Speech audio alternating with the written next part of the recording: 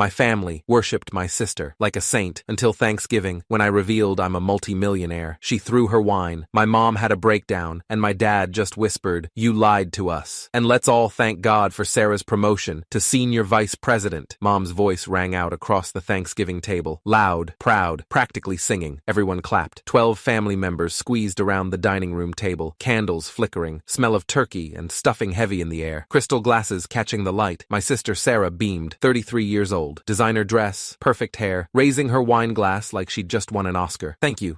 It's been such an incredible journey." "Meanwhile," Uncle Tom said, nodding at me with that pitying look I'd seen 1,000 times, "Jake's still doing his little tech thing, right? Still coding in his apartment?" Everyone chuckled. Polite laughter, uncomfortable laughter, the kind that says, "We're laughing with you," but really means, "We're laughing at you." "Still coding," I said, voice flat, taking a bite of mashed potatoes. "In your apartment," Dad added, emphasis on apartment, like it was a disease. "Working from home, no office, no structure." Sarah leaned over, whispered loud enough for everyone at the table to hear. That was her specialty, fake whispers that carried. "Don't worry, Jake. Some people are late bloomers. You'll figure it out eventually." More laughter, more pitying looks. Aunt Linda patted my shoulder like I was a wounded animal. I cut my turkey, said nothing, just chewed, smiled when appropriate. This was every holiday, every family dinner, every phone call, every interaction for the past 10 years. Sarah, the golden child, Harvard MBA, corner office at a Fortune 500 company, designer suits that cost more than most people's monthly rent, penthouse apartment in Manhattan that she never shut up about. Me, the dropout, the disappointment, the one who quit college junior year to play with computers and throw his life away. "Sarah just closed a $10 million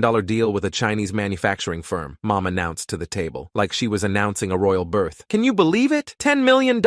Applause, more praise, more worship. Grandma actually said, "God bless you," like Sarah had cured cancer. "Jake," Aunt Linda said, turning to me with concern that felt more like condescension, "you're still living in that studio in Queens, right? The one you showed us pictures of?" "Yeah." "Still single?" Sarah asked, mock concern dripping from every word. "No girlfriend? No prospects?" "Yeah." Dad sighed, heavy, disappointed, the sigh I'd heard for a decade. "At 35, I thought you'd have figured things out by now. Thought you'd have a real career, a real life." I took a sip of water, stayed quiet, let them talk, let them assume. "Sarah's buying a house in Westchester," Mom said, voice trembling with pride. 4 bedrooms. Can you imagine? My baby girl, a homeowner at 33. "That's wonderful, sweetheart," Grandma said. "You've worked so hard." "Jake could probably never afford rent in Westchester," Sarah said, fake sympathy coding every word. "But that's okay. Not everyone can be successful. The world needs regular people too." The table went quiet, uncomfortable shifting. Uncle Tom cleared his throat. "Sarah," Mom said softly, half-hearted, "be nice to your brother." "I am being nice. I'm just being honest. Some people take different paths, slower paths. That's totally fine." I looked at her, really looked, saw the smugness, the superiority, the absolute certainty that she was better than me. "Different paths," I repeated, voice neutral. "Exactly. Nothing wrong with being average, with being ordinary. Someone has to be." Dad cleared his throat. "Let's talk about something else. The game on Sunday." But Sarah wasn't done. Never was. "Actually, Jake, I was thinking. My company is hiring entry-level IT support, desktop support, password resets, basic stuff. I could put in a word, get you something stable, benefits, structure, a real job." "Entry-level?" I said. "Well, you don't have a degree, so we'd have to start you at the bottom. But it's a foot in the door. Better than freelancing or whatever you're doing now." Mom brightened, actually brightened, like Sarah had just offered me salvation. "Oh, Jake, that would be wonderful. Your sister helping you. Family taking care of family. Think about it," Sarah said, patting my hand like I was a child. "I know things have been tough for you, struggling to make ends meet, living in that tiny studio. It must be so hard." I pulled my hand away, slowly, deliberately. The thing is, things hadn't been tough, hadn't been hard, hadn't been a struggle. They'd been incredible. They'd been beyond my wildest dreams. 10 years ago, I dropped out of college junior year to build an app, a simple productivity tool for remote workers, task management, calendar integration. Nothing revolutionary. Everyone thought I was insane, throwing my life away, making the biggest mistake possible. "You're destroying your future," Dad had said. "You'll regret this forever." "This is so embarrassing," Sarah had said. "How do I explain to people that my brother is a college dropout?" I launched it anyway, bootstrapped, no investors, no fancy office, just me and my laptop in a studio apartment. Sold it 2 years later to a Silicon Valley company for $3 million,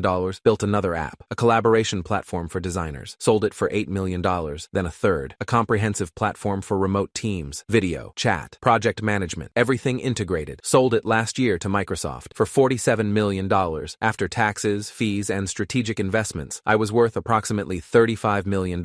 I lived in a studio apartment by choice, liked the simplicity, no maintenance, no property taxes, freedom. I worked from home because I wanted to, because I could, because I didn't need an office to prove I was working. I stayed quiet quiet because I didn't need their validation, didn't need their approval, didn't need anything from them until today, until this exact moment, until I couldn't take it anymore. Sarah, I said calmly, voice steady, I appreciate the offer. Of course, that's what family does. We help each other. But I don't think entry-level IT support is quite right for me. She laughed, high-pitched, condescending. Jake, you can't be picky. You need experience. Real experience. Corporate experience. I have experience. Coding in your apartment by yourself isn't real experience. It's not the same as working for an actual company. I pulled out my phone, unlocked it, opened my banking app, the main dashboard, turned the screen toward her. What's this? She asked, confused, annoyed that I was interrupting her charity speech. My account balance, current liquid assets. She looked at the screen. Her face froze, completely froze, like time had stopped. That can't be right. That's not real. It's real. Mom leaned over, looked at the screen, hand flew to her mouth, gasped. $35 million,